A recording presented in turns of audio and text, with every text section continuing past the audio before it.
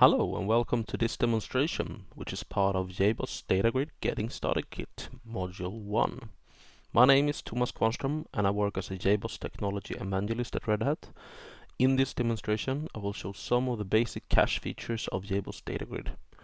Links to presentation material and code and setup instructions are available on my blog. Let's get started by opening our favorite IDE.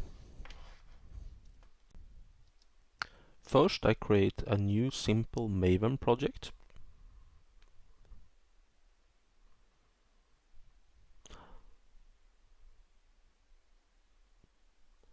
I type the group ID, an artifact ID,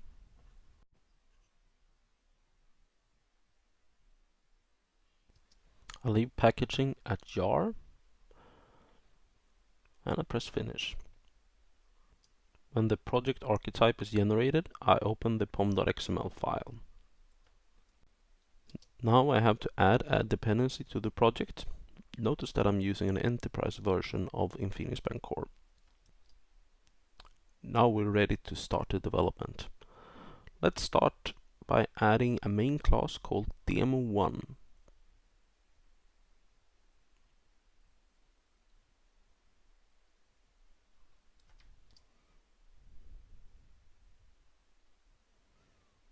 The first thing we need to do is to get a cache instance. That's easiest done by creating a default cache manager and call getCache on that. We'll call the cache object cache.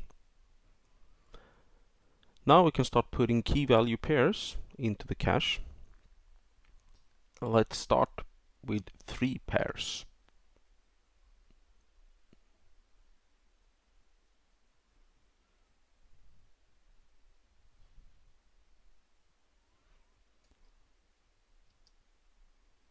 Now, let's print the size of the cache to system out.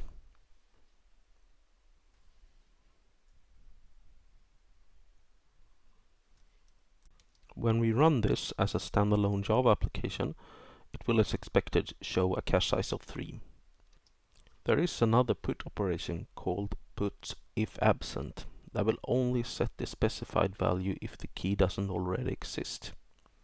If we use this on an existing key and print the value of that key, we can see and then run the application and we can see that it has no effect. However, if we uncomment that put operation, put if absent will have effect. Now let's see what happens if we use the replace method instead. The replace method is the exact opposite to put if absent and will only update the value if a pair with the same key already exists within the cache.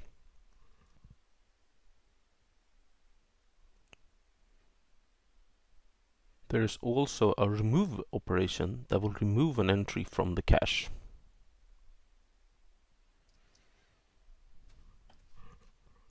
In this demonstration, I've shown the most common data storage operations.